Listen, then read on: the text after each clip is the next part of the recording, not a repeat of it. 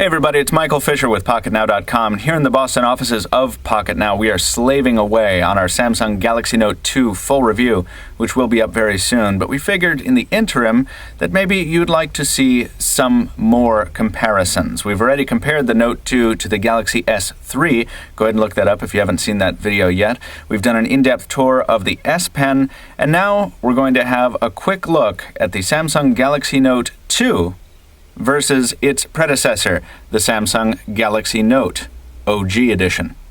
We're going to take a very quick look at this. As you can tell, we're working with on-camera audio, so it's not going to be an in-depth video. We're going to look at three areas: hardware, software, and the S Pen. We don't have a lot of time. We got to get back to work on this review, so let's get to it. It's Pocket Now.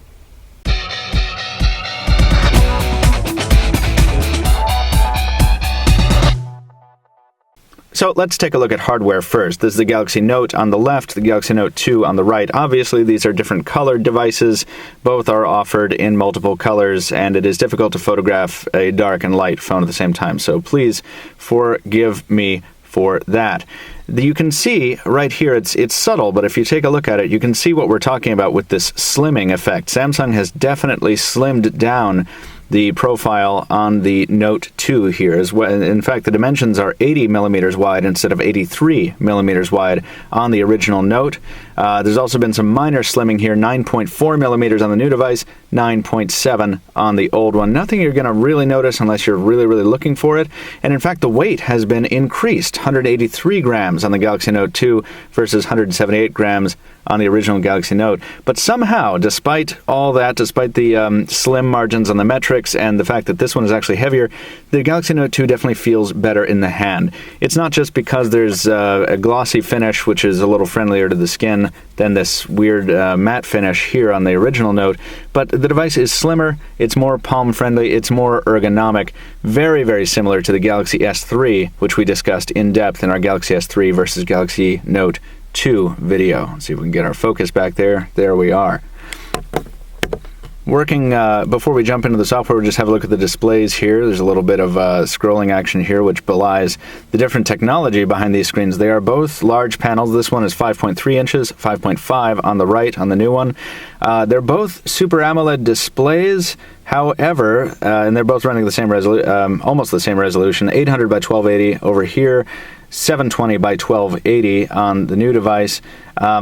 No pentile subpixel arrangement on the new Galaxy Note 2. That will make many people jump for joy.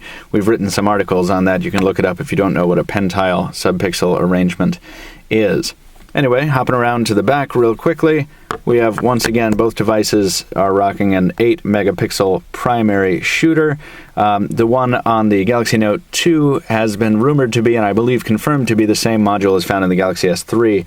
So that's good news for anyone, as anyone will know, who has used a Galaxy S3 camera before. It is an excellent, excellent shooter. Otherwise, hardware differences are relatively minor. Speakerphones are in the same place. Samsung branding, there's your flash. Volume rockers, lock button in roughly the same place. Actually, Samsung has moved the lock button down on the Galaxy Note 2, so it's a bit more accessible. And note button, excuse me, I keep doing that. Home button flanked by capacitive menu and back keys on each instance here. So, given the choice between these two models, it shouldn't come as a surprise to anyone when I say I prefer the Note 2. Despite the fact that I don't really like the hyperglaze coating, it does feel better in the hand, and it's certainly a much more manageable device due to those new, friendlier dimensions. Just want to talk about specs briefly. I know some of you people watching the video are very interested in specs. Obviously, with a generation apart, the chipsets inside here are going to be different. The original Galaxy Note shipped with a Samsung Exynos dual-core processor running at 1.4 gigahertz. The Note 2 shipping with the new Exynos 4412 Quad running at 1.6 gigahertz. That is a quad-core processor, obviously very, very, very notable. More notable possibly is the fact that it also supports LTE. This will be the first phone, one of the first phones in the United States to support both LTE and a quad-core processor at the same time. Very significant. Otherwise, we have some RAM differences here. 1 gig shipped in the original Galaxy Note in most configurations. In the Galaxy Note 2, we have double that, 2 gigs of RAM. Available storage capacity, 16, 32, or 64 gigs of storage, augmentable by micro SD, compared to 16 or 32 gigs of storage on the original Galaxy Note, also microSD over here. All right, that's hardware. Now how about the software? So from a software perspective, the original Note shipped with Android OS 2.3.5 Gingerbread, which was later made upgradable to Android 4.0.4 ICS, which is what we're running here. The Galaxy Note 2, being newer, of course, ships with Android 4.1.1 Jelly Bean and all the accompanying notification enhancements, Google Now, and the Project Butter UI enhancements, among others, and including the pop-up browser, which I didn't mean to open just then, but I'm glad it opened because it allowed me to show off one of my favorite features, Samsung's new TouchWiz build. The TouchWiz builds, are also completely different, obviously. You can see in the original Note, this is very much the Galaxy S/Galaxy S2 design language in the software here, with these kind of big, square, colorful TouchWiz widgets that we became familiar with over a couple years of kind of hating on skins.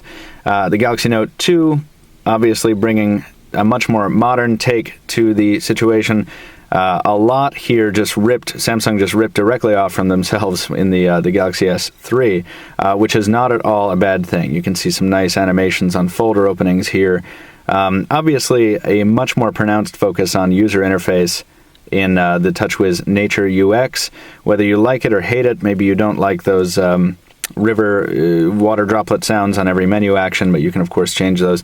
Whatever the case, it is a much more evolved user interface than the old version of TouchWiz, and it is much, much more pleasant to use. And you can see that that change in responsiveness, even in just doing things like home screen scrolling here, and maybe we'll see it in the app launcher as well.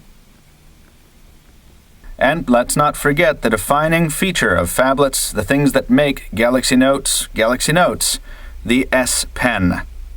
The older S Pen on the Galaxy Note 1, a much thinner affair than the newer one, which we'll take a look at in a second, and performance lagging a little behind what one might expect from a top-end unit, especially one that's being sold on its stylus-like merits. You can see there it's trailing behind. If you get going, you can get it trailing behind by a good inch or so.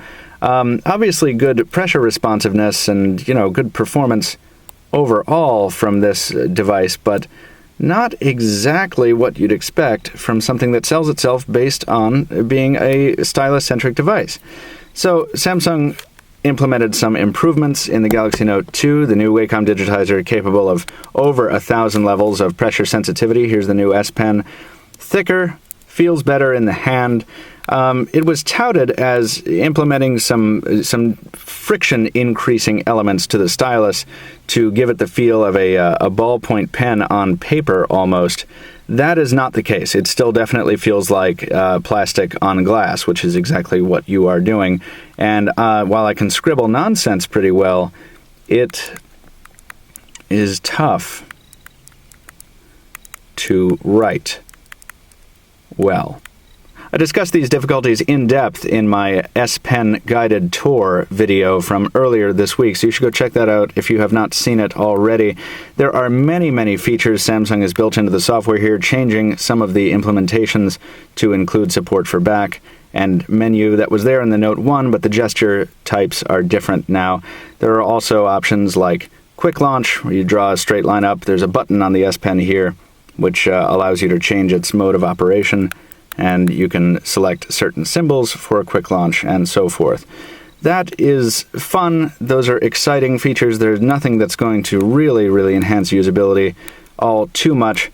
I find that my favorite implementation of the S Pen tends to be in apps like the Gallery, where I can hover over images, and also in the video player, where I can scrub the video manually before deciding where I want to hop to in the video. That is a very, very nice touch.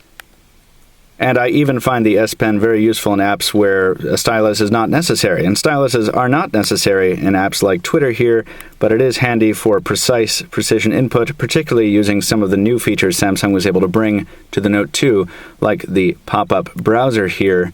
Very, very handy.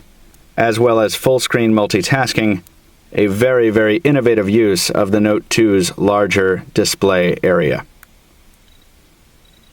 So, If you are a Galaxy Note 1 owner, should you invest in a Samsung Galaxy Note 2? As always, that's going to depend on you. I certainly would. I think it's a much improved device. I think the more interesting question, though, is if you are not currently a phablet owner and you did not own the Samsung Galaxy Note in its original iteration, how likely are you to consider something like this? Well, considering the improvements Samsung has made to the Galaxy Note line with the Galaxy Note 2, I think the phablet category is only going to get bigger in the future. But, of course, you'll have to wait for our full review to hear more of our insights with regard to the Galaxy Note 2. In the meantime, follow us on Twitter. Pocketnow Tweets is the official account. Follow me on Twitter. I'm at Captain2Phones. That's Captain, the number 2 phones. Visit us at pocketnow.com. Leave a comment there if you want to discuss this quick and dirty video. If you want to throw us a thumbs up here on YouTube, that would be awesome too if you liked what you saw. In the meantime, stay tuned to Pocketnow. Thank you so much for watching, and we'll see you next time.